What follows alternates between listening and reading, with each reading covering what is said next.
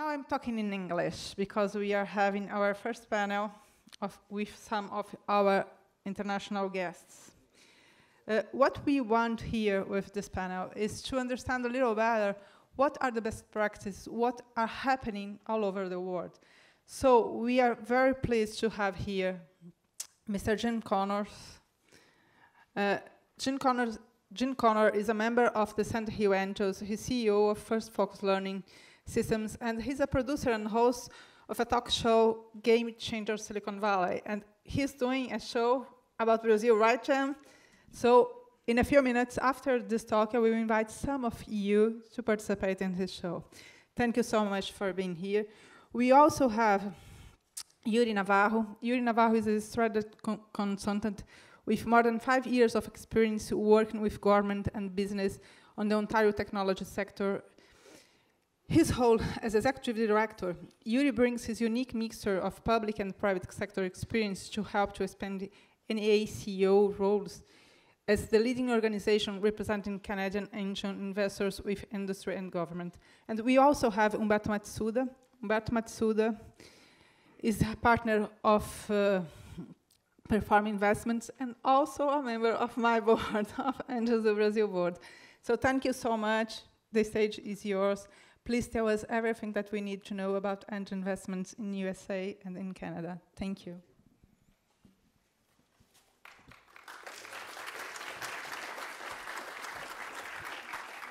Good morning, everybody.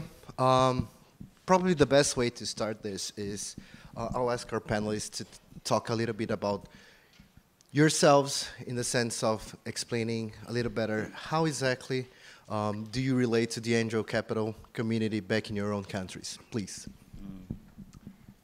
Okay, well, first, let me thank people here at Anjos do Brasil, as well as Apex Brazil for inviting myself and giving myself the opportunity to meet with the investors of Brazil and to see what you're doing here, which is extremely encouraging, quite innovative. You have tremendous talents in the country, and I've seen this time and again, so just want to express my appreciation for being here. So you want to hear about how we relate to, how I relate or how our groups relate? Exactly. Well, angel investing in the US has gone through a series of evolutions. There are essentially, well, let me back up. It's gone through a series of evolutions. Typically, angel investors are people who have run companies before, either been on a founding team or earned enough money as an executive to become what we call a accredited investor, which is, under US law, means you more or less can afford to lose the money you're investing. Or you should have enough intelligence to be able to decide how you want to lose your money or make money. So in the angel community, typically we engage quite often. We like to see people who have run companies before. And this is, in a way, a big difference between venture capital and angels. Angels have generally operational experience and domain experience. Venture capital people are essentially very smart, very good-looking, very well-dressed money managers, people who allocate capital to sectors. We don't see that they have a great deal of domain experience or almost no operational experience, never met a payroll, never did a layoff, never had to fire anybody. So when we see an entrepreneur and a team, we evaluate them from that perspective of, we've been through the process before. Do we think this team can go through the process themselves? Are they capable of continuing to innovate? And are they capable of learning from mistakes? Are they capable of attracting people smarter than themselves? I love to ask that question. Can you hire people smarter than yourself? And is it a reasonable market, and is it a good technology? I don't know if that answers your question, but that's a beginning point. Yeah, so in Canada, obviously we have an angel community that's a little bit smaller than in the US, but probably a few years ahead still of Brazil. I run the national organization, so we have about 2,000 members in Canada right across the country. We do research, we connect our members together, we deal with the government. So a lot of the good things that I see Anjos do Brasil building here in the angel community in Brazil.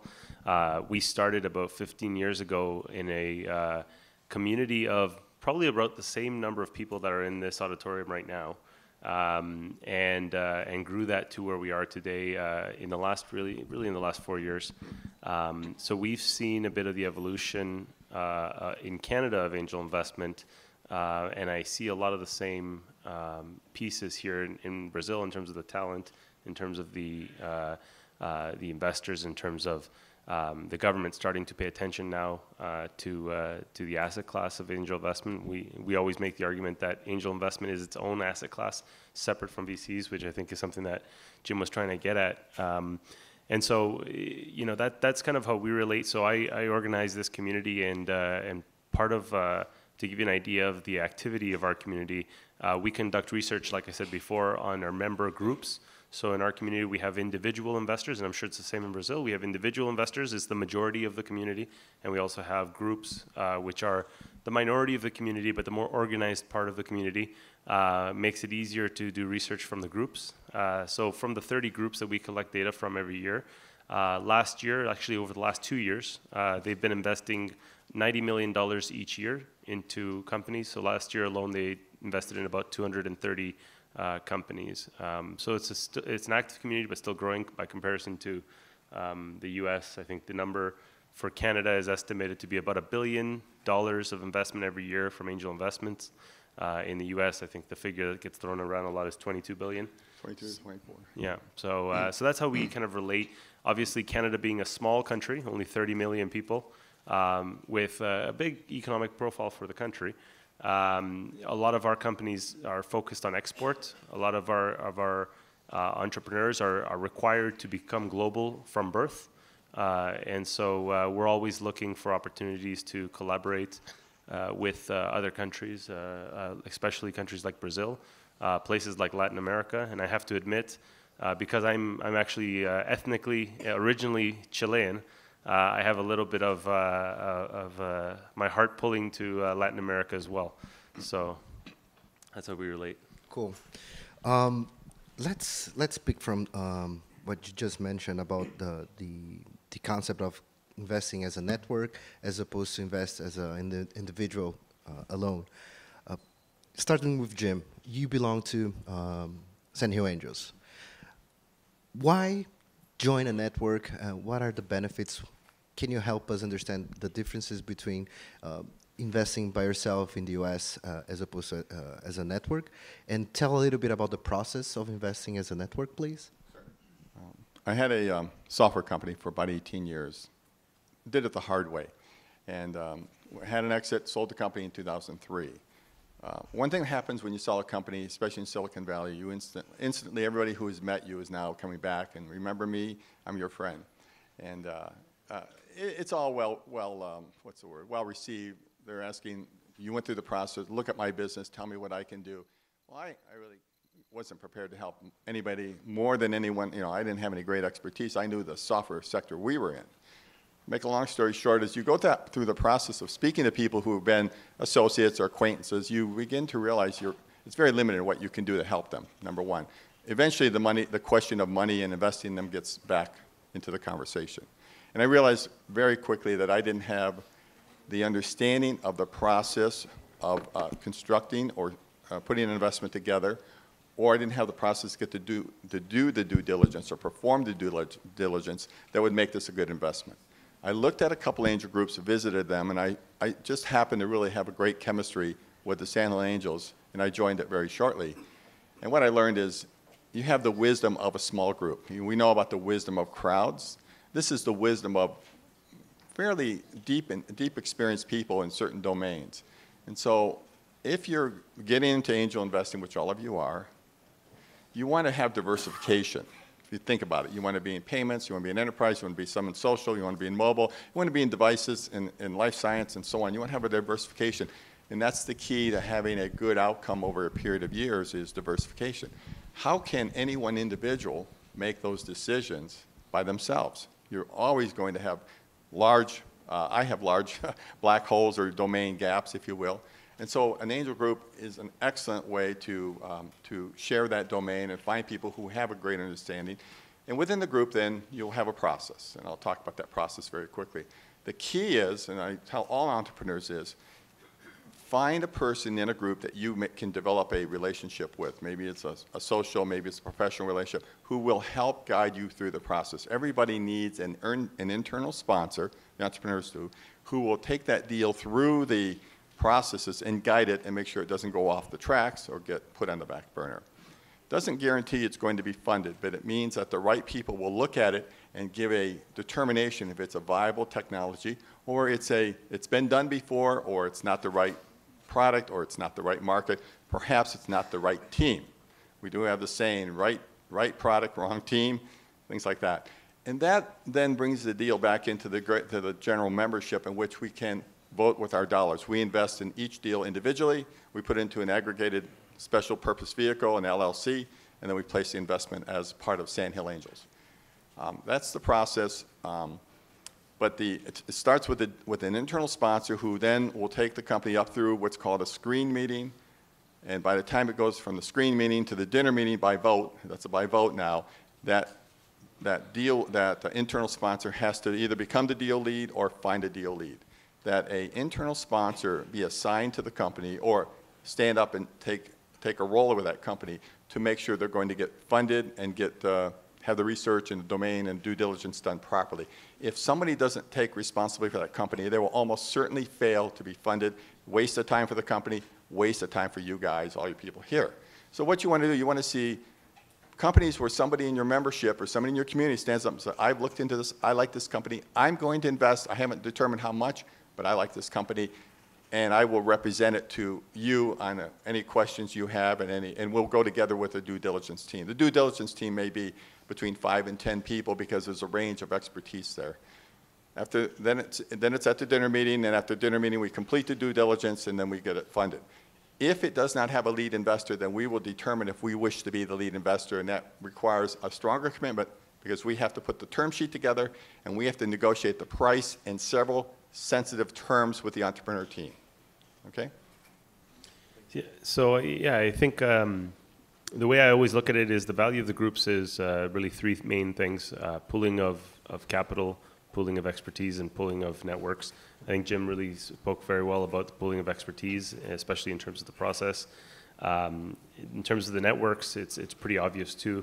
If your goal investing in a company should be to help that company grow, generate sales, generate revenues, and hopefully generate an exit, whether that be to another investor like a VC or private equity, or hopefully to a strategic, because those are fairly lucrative exits. But you know, the ability of the group is really one where different people with different backgrounds can help make those connections for the company, for the investors, and you know, at the end of the day, you build a community. When it's done right, you really do build a community of people that like to work together, like to invest together, and are helping each other to succeed. In terms of the pooling of capital, I'll speak to the research. In Canada, we've seen through the formation of groups and through syndicates between the groups, we've seen the average investment go up. And what does that mean? Well, you know, I think the individual angel might invest anywhere between as little as $25,000 or maybe even $10,000, up to, I've seen $3 million, $5 million, depending on how excited the angel gets. But on average, angel investment rounds 3 years ago tended to be about $300,000 rounds. So it's not that different from what you see in Brazil, I think. Three years ago, $300,000. Today, the average investment round is $1.2 million. And what that means is that because the angels are pooling their capital together, often within a group, but often even between groups, sometimes even across borders with other investors in the US is becoming very common right now, for example. What that's doing is it's allowing the angels themselves to fund the companies into later stages of development so that they don't have to run away to VCs or go to the US and go to other places to get that money. They can get it at home. So those are the three most important points, I think, in terms of why angel groups are important. Investing alone is not a problem. I mean, a lot of people do it. The majority of people still do it, and even the people that are in groups still invest on the side. But I think the important thing is that as an investor, you really have to look at your angel investments like any other asset class And I don't think anybody here has a portfolio in their professional investments, you know, mutual funds, hedge funds, all that stuff. I don't think anybody here has a portfolio that is 100% weighted in Sao Paulo. Anybody? No? Okay. That would be pretty much considered crazy in most things.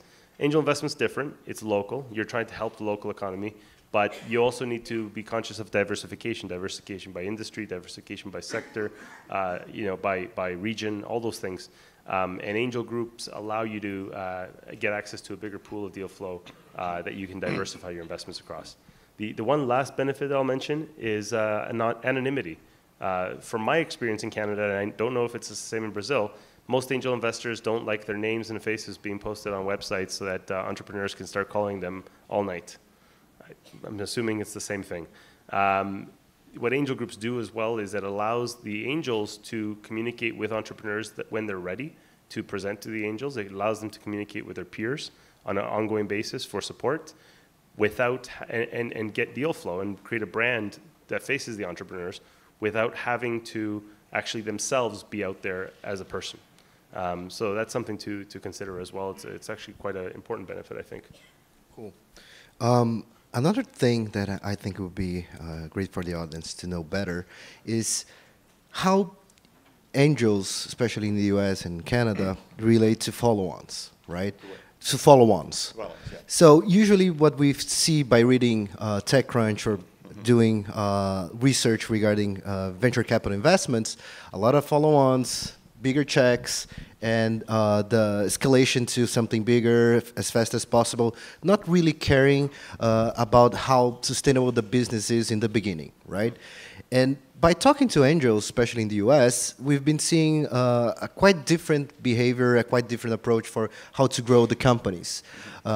Most of the angels that I've been able to meet, they were mentioning that they prefer to do a much more, how can I say, reasonable investment in the sense of giving the company the opportunity to get sustainable as opposed to growing exponentially just because it's better returns, right? So how do you see that about how many follow-ons the average angel back in your own countries they are interested in doing? How often those follow-ons necessarily come from VCs as opposed to other angels, or even stop working on raising more money and targeting or pushing the company to get profitable? Okay. Well, a couple preliminary ideas. At Sandhill, we have set a model that the companies coming to us should have a pre-money valuation of $5 million or less. So if you go above that in today's frothy market or bubble market, but in general, the average companies that get funded, lots come in asking for a lot of high pre-money. The companies get funded are at a 2.5 to about a 4 million pre-money. That's about right. We don't like to go above 5. It involves a lot of risk. We can if it's a truly unique technology, but the sweet spot is 2.5 to 4 million US dollars. Then within, and the goal is that we believe we are fully capable as a syndication of providing approximately 1 million to 1.5 million on the first round. This is equity, and approximately 2 million or so, 2.2 on the second round. At the end of the second round, we'd like to see the company at break even from a cash flow point of view. So while it could get more money and raise more money, it is sustainable at that time. Okay? So that's the overall philosophy of our group, with about 110 members. Each individual will reach a decision, and some people are one and done, one and finished. I put in one check, that's it, I'm done. And there's a reason for it. There's some analytical research that says if you go in early and you've got a very low share price overall and investing in many companies, you'll have a better overall return, or you'll have a positive return, but a better overall return by just putting in the amount of money you're going to put in one time, and that's it. If you invest in round A and round B, and round A is at 20 cents a share, and round B is at 40 cents a share, and you invest the same amount, you have an average price of 30 cents a share. And people say we're self-diluting ourselves, or they're really raising the average price per share. So some people say one and finished, one and done, we have. Other people say, no, if you're going to have a positive return, you have to put more money into your winners. So they'll invest just like the other people, But they'll say, of those who meet their milestones and gain traction and gain revenues and grow, now we're going to put more money, almost not quite pedal to the metal, you know, metal to the pedal to the floor, but put the foot on the gas and put more money, because that's the one that's going to generate a positive return that will help make your overall portfolio work. So I'm of the mind myself that I almost always reinvest in a company in which I've started to invest. However, I'm more selective now as an older, more experienced guy, 10 years doing this.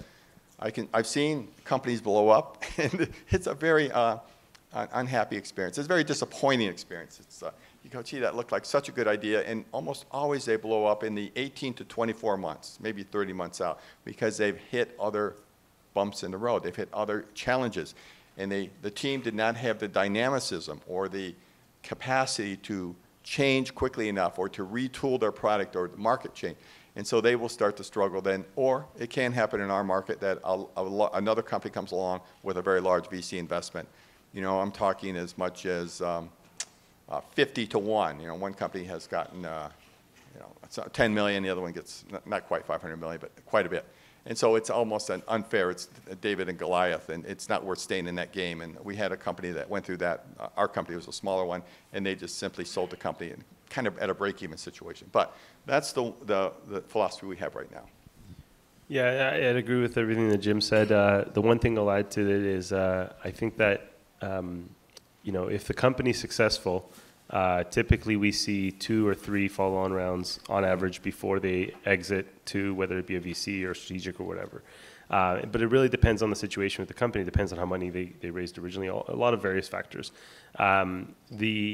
The important thing in all of this, though, is I think Jim kind of touched on it earlier, which is that you follow on invest in the ones that you think are going to win. Now, you don't know for sure.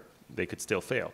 But you follow on invest typically in the ones that you think are going to win. One thing that we say to our members that's very important is that when you're making the first round of investment, you should at least, even if you don't know or you don't think you're going to invest again, you should at least put aside some money to be able to reinvest if needed, in case the next round, squeezes you down a little bit and you want to participate in order to kind of stay with your own kind of equity percentage. So that's something to consider. The other thing to consider, and this maybe is not as much of an issue in Brazil yet, it's becoming more of an issue in Canada, it's definitely an issue in the Valley, is the reputation of the investor. So this is something that's very important. The investors with the best reputations will get the best deal flow. And the reputation can be about being supportive to the entrepreneurs. It can be about the quickness of making decisions and deploying capital. It can also be about the ability to support the company after the first investment to get a follow-on round, whether it's your money entirely or actually you just helping them find other investors that can support the company as it grows. So those are things that I would consider. Because as the market becomes a little bit more competitive among investors, you're going to see, like I said, some of the best companies really revolving around those investors that have built their reputations up. The other thing I'll mention that kind of links to your previous question, syndication, is that follow-on investment rounds can happen with VCs. And actually in Canada, we've seen the VCs working very well together. Not all of them, but some of them working very well together with the angels, where the VCs typically won't invest less than $5 million in Canada. And the angels typically like to stop investing around $1 or $2 million. Sometimes in order to bridge the gap and get to a $3 to $4 or $5 million round, it'll become a joint investment round with the angels and the VCs. The VCs use it as a way to get a view of their deal flow, and the angels use it as a way to kind of continue funding the company. And it tends to work fairly well. We've seen some good successes that way. So that's what I'll say about that. But the point is, both Canada and the US, they've reached a certain level of development of the angel ecosystem. There are a lot of ways to do the investment that are considered best practices, right? Mm-hmm. But every industry has a beginning and it evolves. So at some point, we've seen in the US, it happened earlier. We've been seeing what is happening in Canada, but we also been in several different countries, as Anjos do Brasil, in Israel, Chile, Colombia, Uruguay. And we noticed that there's a process of, as an industry, for the development and a moment of inflection where a lot of angels enter the industry and they start actually enabling entrepreneurs to get funded, right? So can you talk a little briefly about what happened in the US and in Canada, the government role, if there were tax incentives, how the corporations related to that, either as venture corps or regarding M&A and exits. Can you talk a little bit about that, please? It's a pretty big topic, but let's take part of it, okay? We'll take the beginning. Well, from a certain point of view, 1980 was the beginning, more or less, with Fairchild Industries, where private equity came in and funded a Silicon Valley company. I think it was approximately maybe late 70s, but about 19 in that time frame. And that company did very well. That is Intel today. Fairchild Industries became, or Fairchild Semiconductor became Intel. So great success story, and right away, the people there, what did they do? They turned around and started helping other entrepreneurs. Now that's 35 years, and then that continued. Then those entrepreneurs did well. Steve Jobs came out of there. He worked at Atari, and of course people came out of Apple, and this is 35 years. I don't think most countries today can take 35 years. They don't want to, it's not appropriate. That's where government comes in. And we see this throughout many of the countries today, including China, throughout Europe in many areas, and certainly throughout, well, I don't know in Canada, but certainly in Asia. The governments are providing the mechanism in one way or another to help get these companies launched. In Canada, I believe they're funding some of the accelerators that Yuri is operating. That is an absolute key issue because you don't have that investor group, that investor class that went through the technology cycle and achieved some exit that allowed them to become investors now. If you want to wait 35 years, you can do that, but today the rest of the world may move on because all the other countries are doing it. New Zealand provides approximately $400,000 as co-investment. Certain states in the U.S., you know, California is a very interesting place. You have Silicon Valley, you have a great deal of wealth there over this 35 years of compounded returns. But people out in Oklahoma and Kentucky and Ohio and Minneapolis and Texas, the states have provided incentives in New Jersey, incentives to help the investor class to develop. They will either give a hard money tax deduction, or they'll just give you a rebate check, or they'll do other co-investments. In Ohio, the state of Ohio has a $6 million fund that they will match the angel investments up to $400,000. So for every dollar in from an angel group, they will match it, and that company gets. And of course, the state of Ohio will take the return. They'll sit there also, and you know, ride that deal longer, continue to participate. So that's one point that I think government is absolutely essential. The other thing I would say is, and this happened approximately, I can't pick the year, but it's in the 2005 to 2011 timeframe, maybe 2007 to 2010. There were a certain number of other, excuse me, liquidity events. And that, you know, when in Silicon Valley these companies go public, whether it's Facebook or anything else, and of course Google went public, it just sends so much money, working capital throughout the community, because these people who have been employees now have wealth. And what do they want to do? They want to invest also. Despite the odds, it's a great lifestyle, it's a lot of fun, and you're making a contribution you believe in, and it is a bit of a give back. So that process continues to do to deliver benefits. And I think as exits occur here, you will have them happen. I think you'll see the same thing, but the government can play that role to give the spark to the process. Yeah, I agree with everything Jim said. I mean, for us, we've been looking at it, and in Canada, there's 3 ways that the government tries to support the creation of companies. One is money to companies. That could be a grant. That could be a tax credit for investing in research and development. That's useful if the company has money to invest in the first place in research and development. They have to get that from the investors. The other one is incentives for the investors, like Jim just mentioned. There's lots of different models for doing that. And the idea here is that if you de-risk the money for the investor, then you're going to incentivize the investor to put more money in or to put more money into different companies. And through that, you're going to create more companies, you're going to create more jobs. And then the third one is supporting the development of the ecosystem, as we call it. And this could be helping to support accelerators, universities to do tech transfer, and also angel groups. We've seen this work in Canada where, you know, part of the reason why we went from about 100 to 200 people to 2,000 people in Canada was because the government took an active role, not a lot of money, but they invested a little bit of money in helping to identify, helping to educate, helping to connect the angel investor community together. And that allowed us to basically onboard new investors that wanted to learn more about angel investment, wanted to become active, but weren't comfortable to just kind of jump into it alone. So I think that those components are all important. The other one is that I'll mention, though, that's incredibly important is culture. And this is something that we've seen in Canada evolve maybe over the last 5 years. Canada is a very conservative country. We are typically a mining country, an exploration country, very similar in many ways to Brazil. And because of that, we didn't know how to deal with technology. The attitude, the culture in Silicon Valley is very different than the culture in Canada. You know, the idea in Silicon Valley that, you know, by helping each other as companies, unless if you're, of course, in direct competition, but by helping each other as much as possible, looking for opportunities to collaborate, you're going to help rise the tide, not just your own company, but you're going to help rise the entire ecosystem of companies, creating more opportunities for everybody. It's worked very well for them, and that's starting to work in Canada. And one of the things that I'll mention is that 5 years ago, it was very difficult for Canadian investors to get American angels to co-invest in Canada alongside Canadian investors, unless if the American angel was taking the company to the US.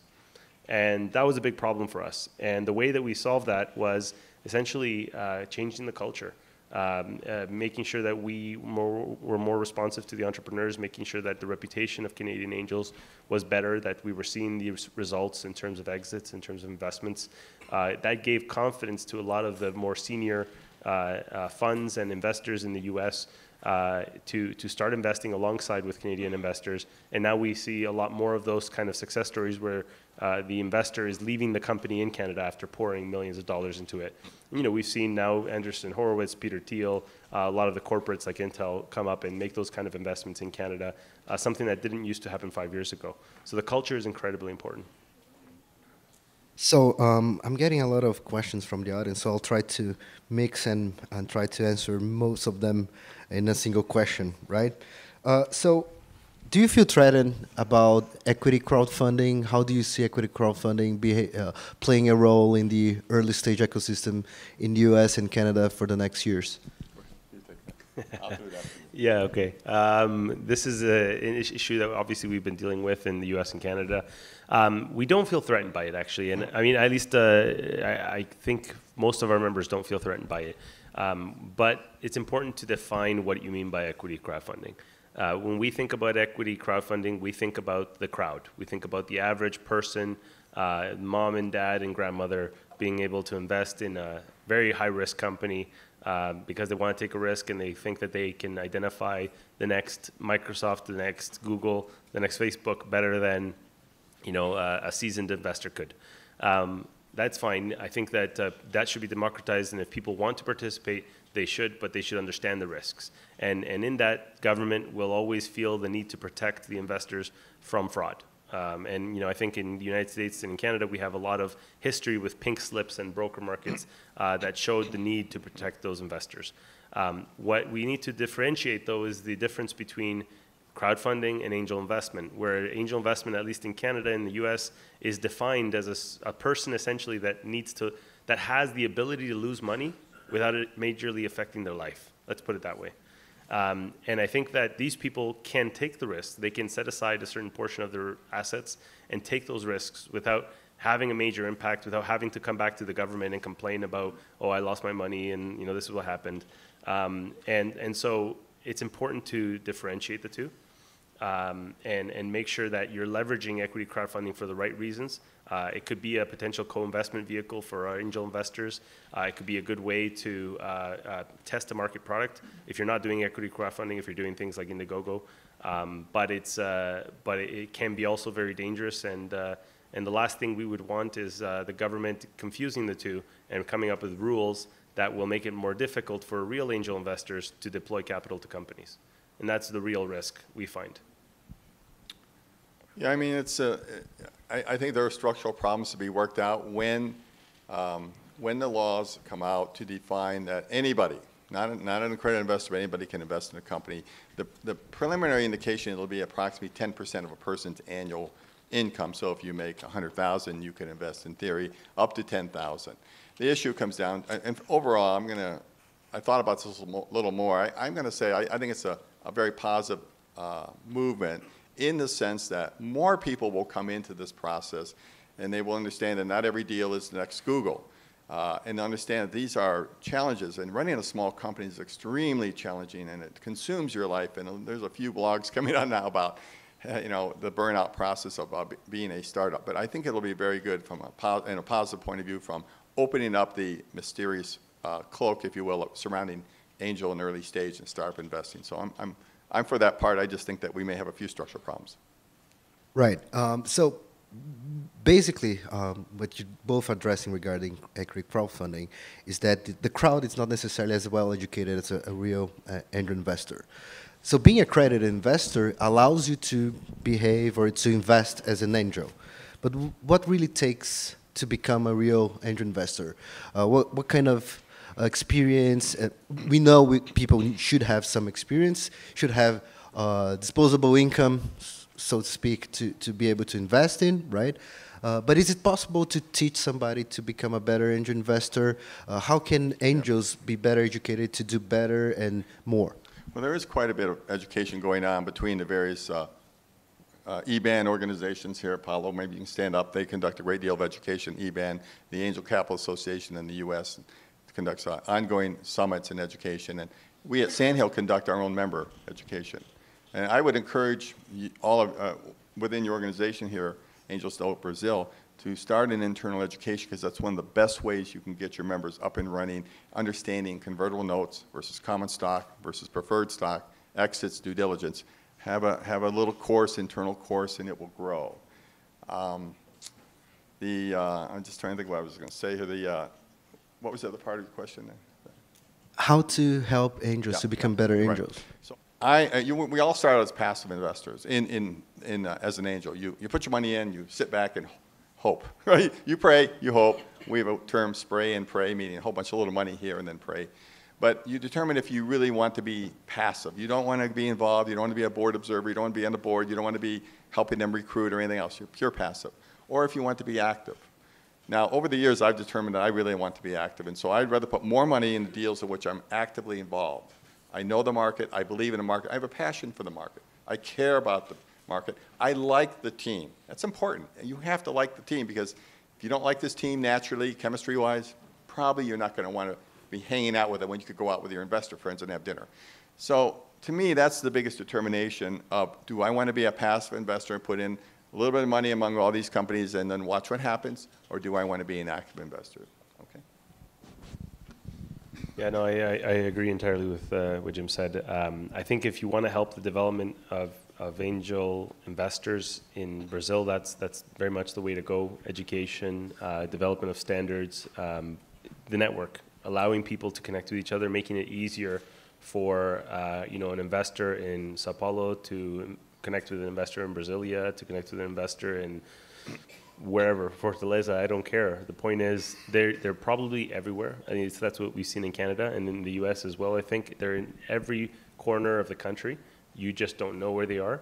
And the better you can connect with each other, the more information you can pull from, and that's going to help you. Having said that, what makes a great angel investor? I think when you ask most great angel investors this question, the answer tends to be a bit of luck and track record, which really means that hindsight is 20/20. Yeah, sure. If I invested in Facebook, I'm a genius. But did I know I was a genius when I invested in Facebook? No. Nobody really knows that. And so you just have to believe in what you're doing. And this kind of comes back to the reason why you angel invest.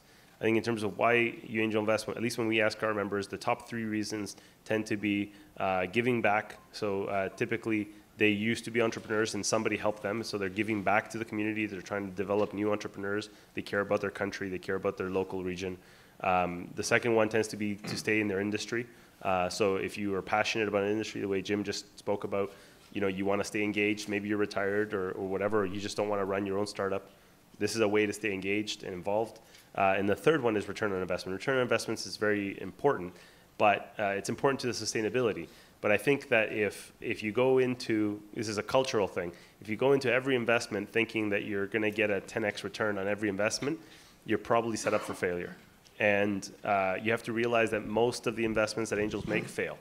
And it's really the odd one, the 1 out of 2 out of 10 that maybe will generate a return that's big enough to pay for the other losses. So it's a very high risk activity, and you have to have a number of bets in order to really give yourself a fighting chance of success. And so culturally, it's actually really important how you think about the angel investment. Of course, everybody wants returns, but you have to be more focused on helping the companies. And if you help the companies and you pick the right teams and you pick people that you like to work with, there's a greater chance that those companies will succeed.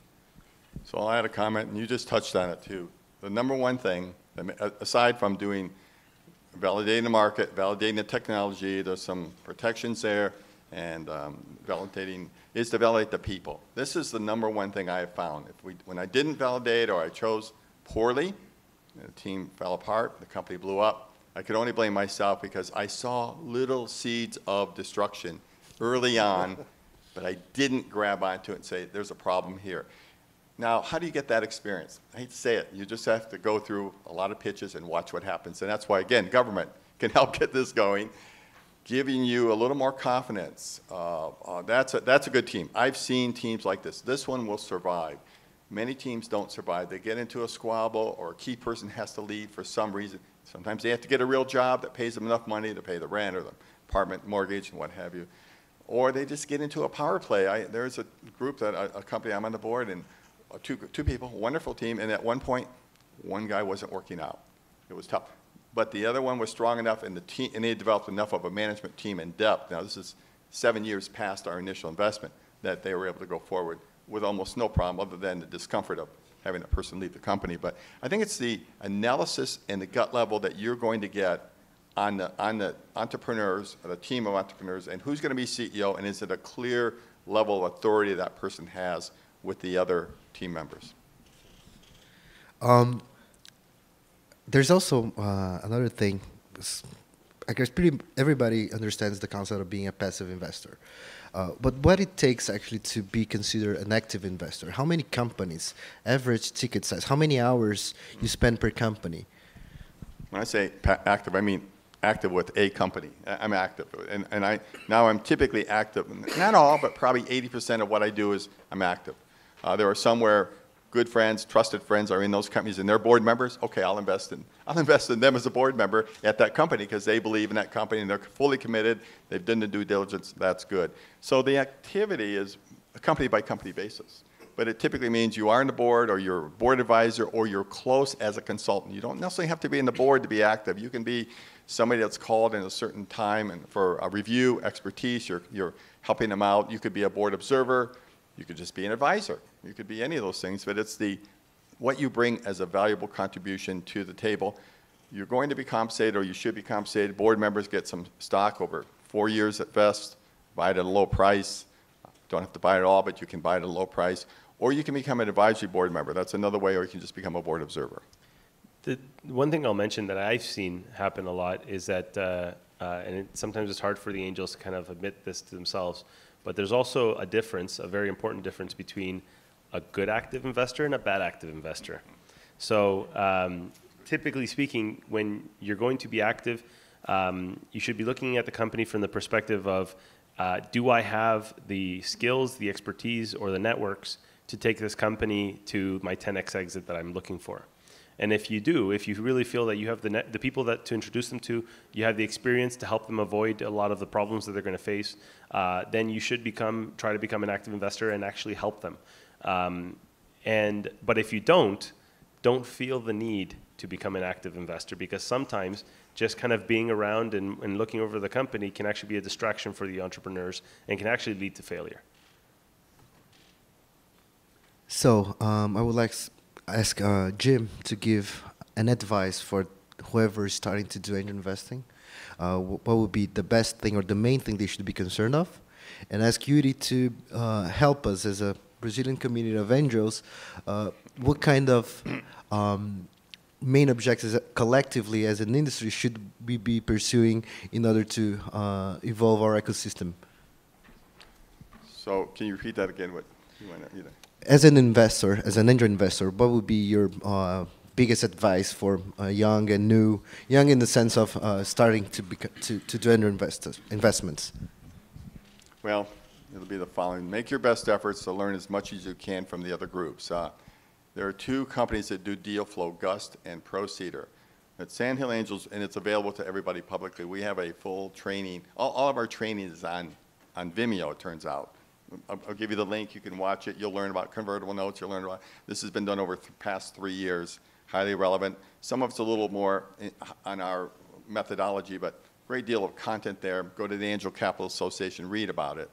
And then basically you have to get involved. You know, you got to buy the house. You got to make it, you got to get involved, and you got to see what your temperament is, you know. And most people, by the way, don't involve their spouse, but that's, you're better off if you can get your spouse to come along with you, because there'll be a day in the future where your spouse will start to question what you're doing, putting more money into this. And so as much as it's a little painful, I try to bring my wife along, and she stopped me from making a couple mistakes, frankly, and that's good. And she stopped me from making a couple good decisions too, but it balances out, and probably she stopped me from making more mistakes than she did good. Actually, she didn't stop me in any good decisions. So, but I bring her along because, frankly, I don't want to hear the noise later. I don't hear we shouldn't have done this and all that, and so I just make her, and I just say that's one piece of advice I'd give you if you can tolerate it.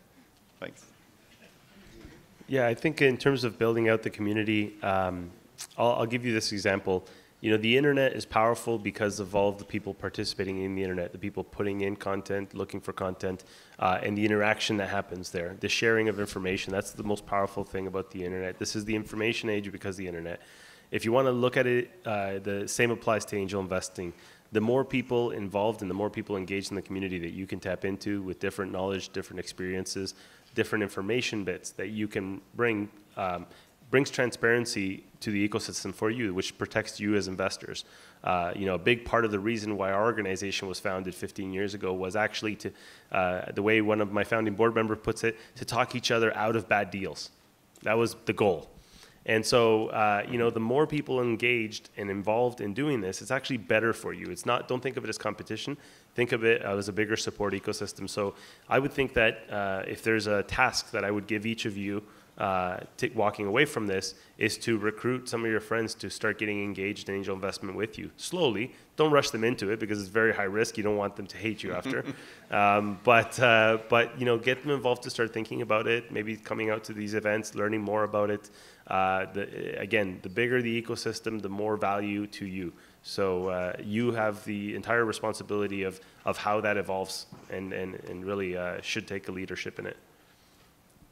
So thank you, everybody. Can you please give applause to my guests? Thank you, everybody. Thank you very much, Jim, Yuri, and Humberto. It was great. I learned a lot from them. And I think I will see it again in video. We are taping all of this because there's lots and lots of good advice for us.